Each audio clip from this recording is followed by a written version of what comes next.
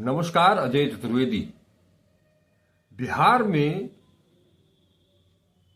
पिछले दिनों 27-28 दिन या जनवरी से लेकर के अप्रैल तक का जो समय गुजरा है उसको किस तरीके से लिया जाए, किस तरीके से देखा जाए, क्या विश्लेषण हो, या राजनीतिक विश्लेषक किस रूप में इसे देख रहे हैं, ये एक महत्वपूर्ण सवाल जरूर खड़ा हो गया है। और खास तौर पर यह सवाल खड़ा हुआ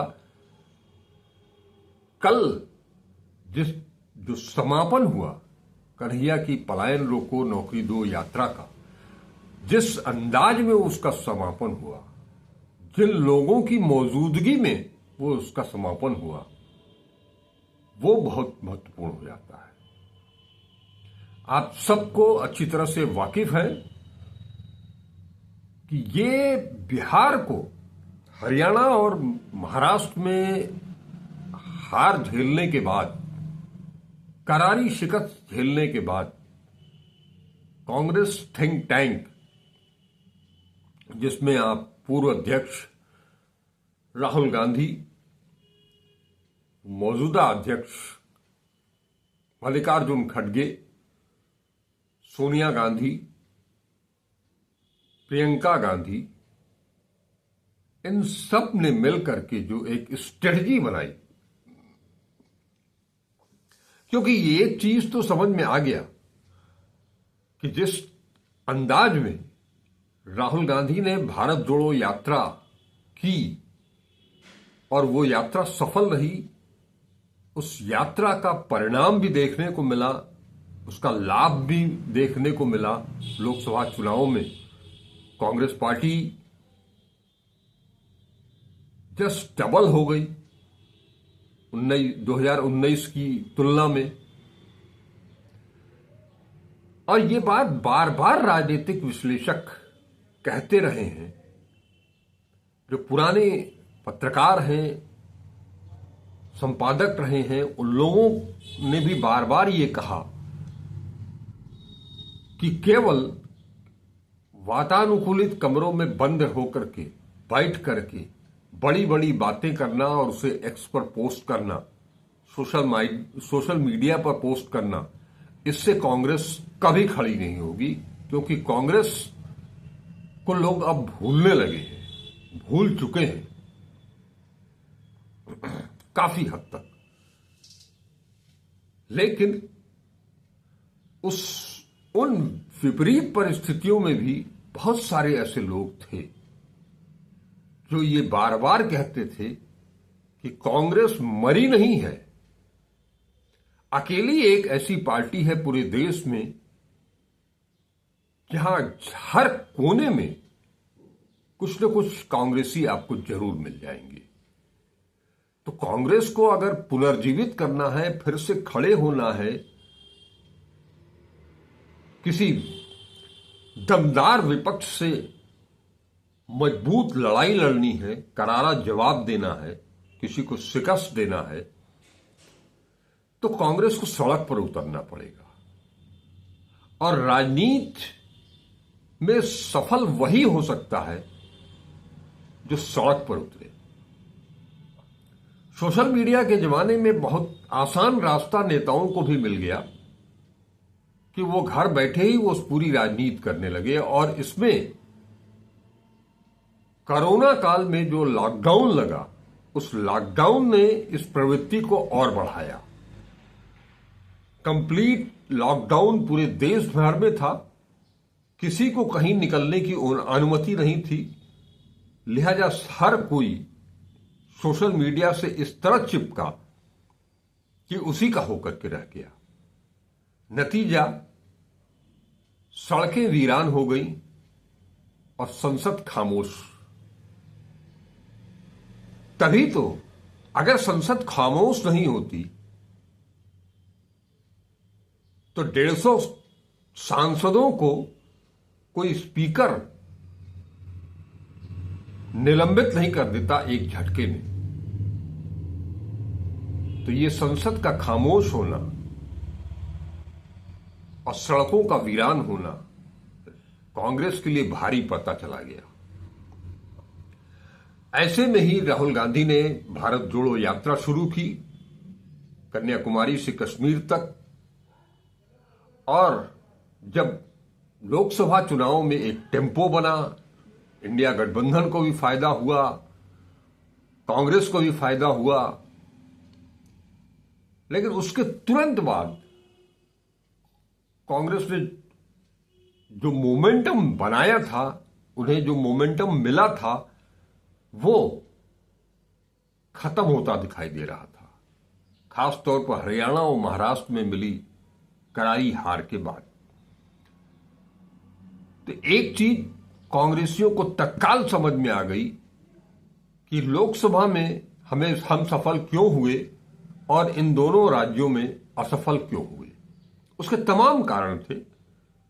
उसमें स्लीपर सेल भी था, मठाधीश थे, खलीफागिरी भी थी, अति आत्मविश्वास भी था और आम लोगों से कटाव भी था।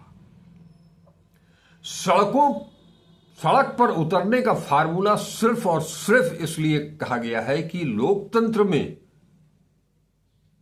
नेता और जनता के बीच बहुत निकट का संबंध होना चाहिए। जनता से अगर आप दूर होते चले जाएंगे तो आपकी राजनीति भी खत्म होती चली जाएगी और एक दिन ऐसा आएगा जब आपकी राजनीति पूरी तरह से समाप्त हो जाएगी। आप कहीं के नहीं रहेंगे, न घर के न घाट के। इस मंत्र को राहुल गांधी ने अपने अपनों के बीच में फैलाया, उन्हें समझाया, उनके दिल दिमाग में इसे बैठाया और उसके बाद तत्काल बिहार का चुनाव, जो कि इस साल के अंत में होना है, टाइम था 6-8 महीने का, तो कन्हैया कुमार जो कि कांग्रेस के डैशिंग लीडर हैं, अच्छा बोलते हैं, अच्छा पढ़ते हैं, अच्छा समझते हैं, उनकी राजनीति की समझ बहुत अच्छी है, दृष्टि उनकी पैनी है, लड़ाकू हैं, किसी के आगे झुकने वाले नहीं हैं। बिहार से लेकर के और जेएनयू तक का जो संस्कार है वो उनके अंदर है। आंगनबाड़ी ही सही, लेकिन एक शिक्षिका का संस्कार है उनके अंदर। वो उन्हें बिहार भेज दिया गया कि बिहार में तो हमारी स्थिति बहुत नाजुक है, हम आरजेडी के पिछलग्गू हैं, जो वो कहते हैं वही हम करते हैं। वो कहेंगे कि इसे प्रत्याशी बनाना है तो हम उसी पर मुहर लगा देंगे। वो कहेंगे कि आप अलग से कोई मूवमेंट नहीं चला सकते तो हम चुपचाप बैठे रहेंगे। इस चीज को खारिज किया राहुल गांधी ने कि हमें अपना वजूद बनाना होगा, हम अपने वजूद पर गठबंधन किसी से करेंगे, उस गठबंधन को पूरी ईमानदारी से, पूरी शिद्दत से निभाएंगे, गठबंधन धर्म को, लेकिन अपना वजूद खो करके नहीं। आप हमारे ऊपर रहम करें, हम आपके आगे लाचारी दिखाएं, यह नहीं होगा। कन्हैया कुमार चंपारण से पलायन रोको नौकरी दो यात्रा लेकर के निकले। सब धीरे धीरे जैसे जैसे वो कारवां आगे बढ़ता गया, लोग जुटते गए, पीछे पीछे होते चले गए। जैसे जैसे कारवां आगे बढ़ता जा रहा था, लोगों का जुटान होने लगा था, वैसे वैसे स्थानीय मुद्दे भी उभरने लगे थे। इन सभी मुद्दों को लेकर के कन्हैया कुमार पहले से मन बना चुके थे कि इसका जब भी हम पटना पहुंचेंगे और जब समापन होगा तो पूरे इस यात्रा के दौरान जहां जहां भी हम गए हैं, वहां से जो स्थानीय समस्याएं निकली हैं, उन समस्याओं को नोट डाउन करते हुए हम ले जाकर के सरकार के समक्ष रखेंगे। इस बीच बेगूसराय जब वो यात्रा पहुंची तो राहुल गांधी वहां पहुंचते हैं, और राहुल गांधी के पहुंचने का मतलब पूरा ऐसा जन सैलाब वहां पर उमड़ पड़ता है बेगूसराय में, जिसको देख करके बिहार की सरकार ही नहीं बल्कि दिल्ली में की हुकूमत भी हिल गई। और उसके कुछ दिन बाद, उसके 2 दिन के बाद,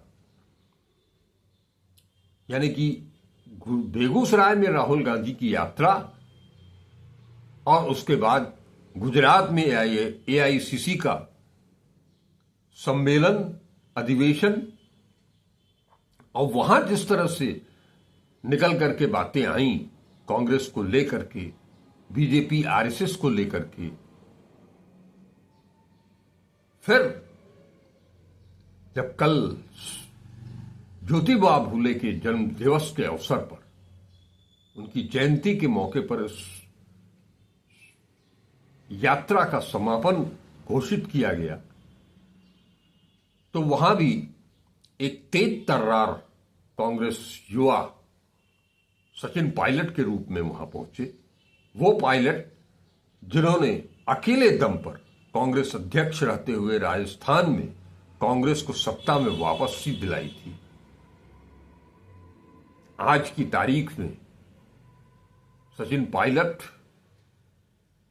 कांग्रेस के एक मजबूत स्तंभ बन गए हैं, युवाओं के एक बड़े नेता के रूप में सामने आए हैं, एक कुशल रणनीतिकार के रूप में सामने आए हैं, और पार्टी के प्रति समर्पण की भावना भी पहले की अपेक्षा कहीं ज्यादा दिखाई दे रही है। अब तो लोग कहने लगे हैं कि पायलट ने मल्लिकार्जुन खड़गे के व्यक्तित्व से बहुत कुछ सीख लिया है। तो कल वो वहां पहुंचे और उन्होंने गर्मजोशी के साथ युवाओं का, छात्रों का, नौजवानों का हौसला अफजाई की, और जब मीडिया ने उनको घेरा तो वो ये कहने से तनिक भी नहीं चूके कि चुनाव जब होना है पहले चुनाव तो लड़ा जाए, हमारे पास बहुमत तो आए कि हम सरकार बनाने की स्थिति में पहुंचे, तो हमारे विधायक दल के नेता बैठ करके नेता चुन लेंगे, वो मुख्यमंत्री हो जाएगा। हम अभी से, ये कांग्रेस की परंपरा रही है और ये परंपरा भारतीय लोकतांत्रिक परंपरा है। यहां प्रधानमंत्री, मुख्यमंत्री का चेहरा लेकर के कोई पार्टी मैदान में नहीं उतरती रही है। यहां एक व्यवस्था है जिसके तहत राजनीतिक दल चुनाव लड़ते हैं, उनके प्रत्याशी चुनाव लड़ते हैं, और उसमें से जो जीतते हैं, पार्टी को अगर बहुमत आता है तो उस बहुमत वाले सबसे बड़े दल की सदस्यों की बैठक होती है, चाहे वो संसदीय दल हो, चाहे वो विधानमंडल का दल हो, और वहां विधायक ही अपना नेता चुनते हैं।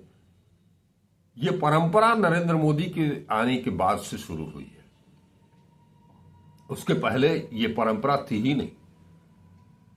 ये परंपरा आरएसएस और बीजेपी की देन है, और खास तौर पर नरेंद्र मोदी जब आए और उसके बाद से उन्होंने जो प्रक्रिया शुरू की लोकतांत्रिक, वो उन्हें भारतीय लोकतंत्र पसंद नहीं आया, वो अमेरिकी लोकतंत्र की तरफ शिफ्ट होने के प्रयास में लगातार चलते चले गए, और हर जगह चुनाव नरेंद्र मोदी के नाम पर चुनाव लड़ा जाने लगा। कांग्रेस की यह परंपरा रही नहीं है। उसके पहले भी कुछ छोटे छोटे लोग, छोटी पार्टियां थी, क्षेत्रीय पार्टियां थी, जिनके पास कोई चेहरा ही नहीं था, जिनके पास अपनी कोई वैचारिक ही नहीं थी, कोई विचारधारा नहीं थी, कोई मुद्दे नहीं थे, तो वो चेहरे के ऊपर चुनाव लड़ना शुरू कर दिए। चाहे वो बिहार में राष्ट्रीय जनता दल हो, जनता दल यूनाइटेड हो, उत्तर प्रदेश में बहुजन समाज पार्टी हो, समाजवादी पार्टी हो, चाहे वो रालोद हो, चाहे वो रामविलास पासवान की पार्टी रही हो, ये सिंगल मैन वाली पार्टियां जो रहीं, वो अपने चेहरों पर चुनाव लड़ती रही हैं। और आज की तारीख में नो डाउट राष्ट्रीय जनता दल के सर्वमान्य नेता तेजस्वी यादव हैं, और ये उन्हें अपने माता पिता लालू प्रसाद यादव और राबड़ी देवी से ये संदेश मिला है, वो घुट्टी में उनको मिला है।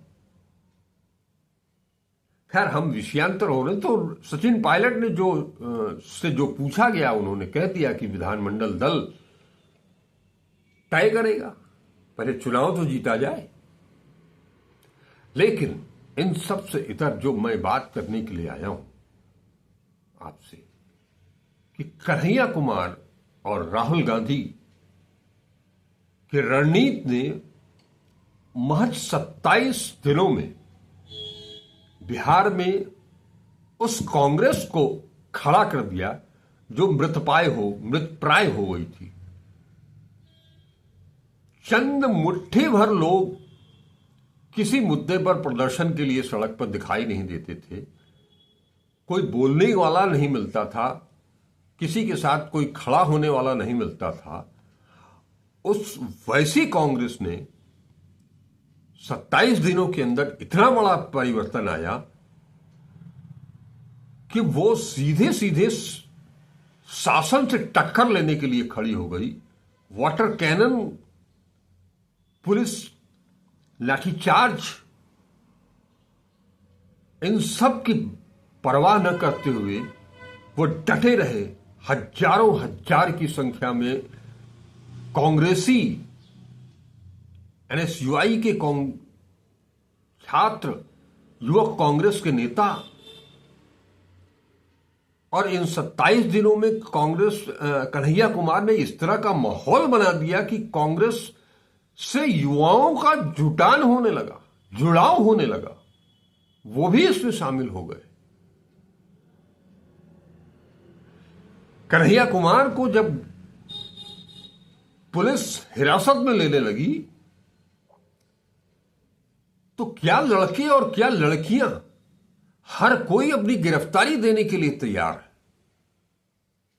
और सैकड़ों युवाओं ने, छात्रों ने कन्हैया कुमार के समर्थन में, कांग्रेस के समर्थन में, पलायन के विरोध में, नौकरी के समर्थन में जेल जाने को तैयार हो गए।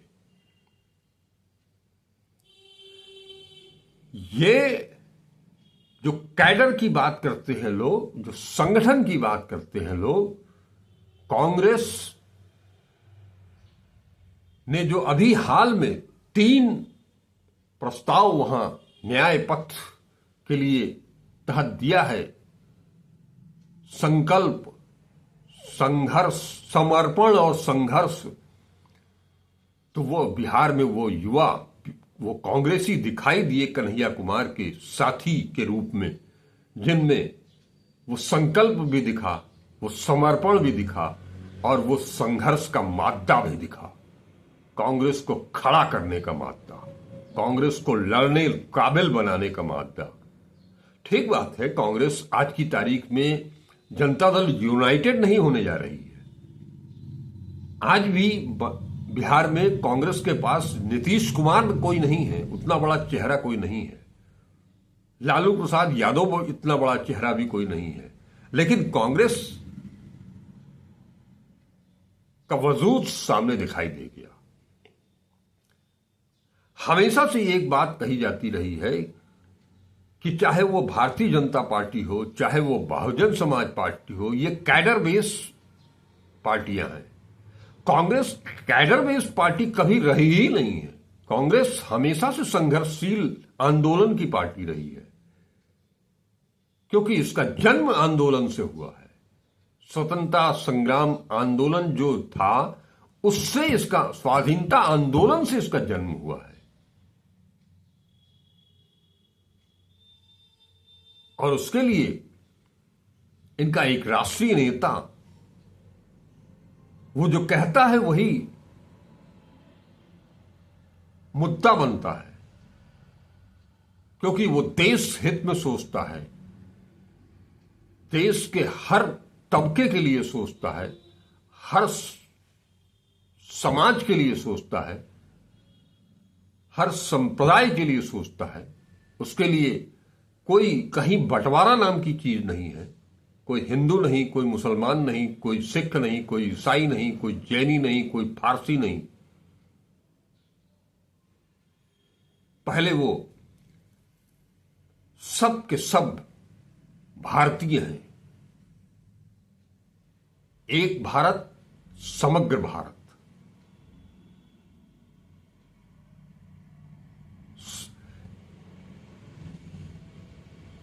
ये कल दिखाई दिया कि फिर से वर्ष, कल भी मैंने आपको बताया था कि मुद्दत बाद ऐसा देखने को मिला।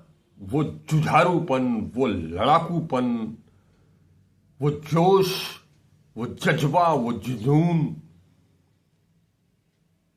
इसी की तो जरूरत है पूरे देश भर में।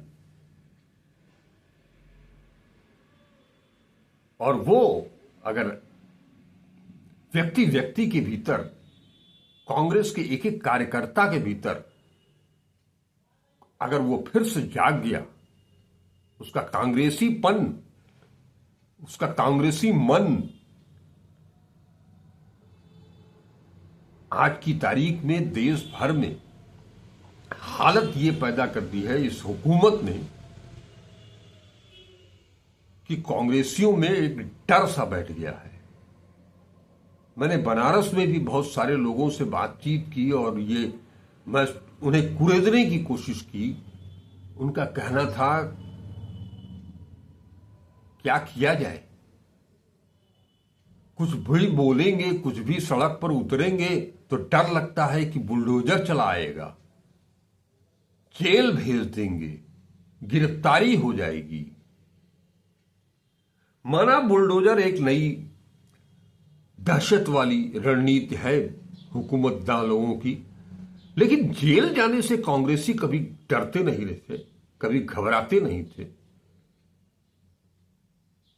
ये तो कांग्रेस के खून में है कि देश के लिए, समाज के लिए वो अपनी जान तक न्यौछावर करने के लिए तैयार रहते थे।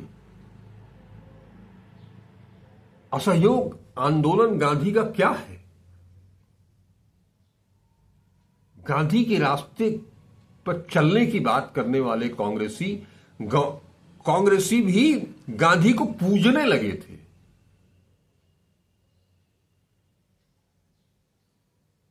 गांधी को पूजिए नहीं, गांधी के विचार को अपनाइए, उन्हें आत्मसात कीजिए।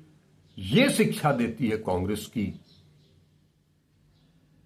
कांग्रेस ये कभी नहीं कहती है कि गांधी का, नेहरू का, पटेल का मंदिर बनवा करके उन पर माला चढ़ाइए, शीश नवाइए और उनकी पूजा कीजिए अगरबत्ती दिखा करके, और वहां से निकलिए तो आप दूसरे रास्ते पर भटक जाइए। आप जो करते हैं उसमें और गांधी के विचारों में कोई समानता नहीं रह जाएगी। ये कांग्रेस है ही नहीं। ऐसा अगर कोई कांग्रेस में सोचता है तो वो कांग्रेसी नहीं है, वो निश्चित तौर पर स्लीपर सेल है।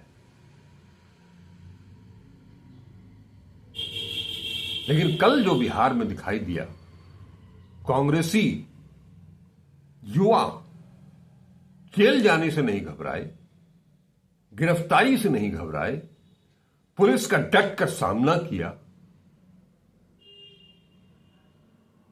वो एक नैतिक बल जो कन्हैया कुमार ने राहुल गांधी के इशारों पर पैदा किया है बिहार के कांग्रेसियों के अंदर, यूथ कांग्रेस के अंदर, एनएसयूआई के अंदर, एनएसयूआई के तो वो प्रभारी भी हैं राष्ट्रीय।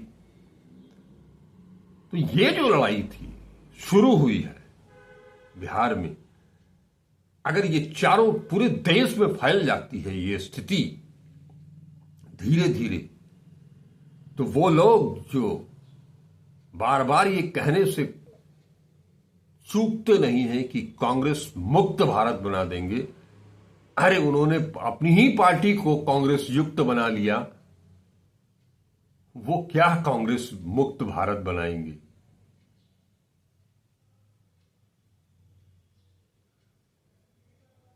तो मैं फिर से कल के उस जुझारू तेवर के लिए कन्हैया कुमार को, राहुल गांधी को और कांग्रेस को साधुवाद जरूर दूंगा, क्योंकि उन्होंने कल ये दिखाया है और बहुत दिनों के बाद ये देखने को मिला। वो जोश, वो जुनून, वो जज्बा, देखते हैं ये कितने दिनों तक कायम रहता है और ये कितना परवान चढ़ता है, कितना अट्रैक्ट करता है लोगों को बिहार में और बिहार के बाहर भी। फिर मिलते हैं कुछ नई चीजों के साथ। तब तक आप इसे पूरा देखें, लाइक करें, अपने कमेंट्स दें, अपने विचार बताएं, ज्यादा से ज्यादा शेयर करें। चैनल को सब्सक्राइब नहीं किया है तो उसे सब्सक्राइब करें। नमस्कार, अजय चतुर्वेदी।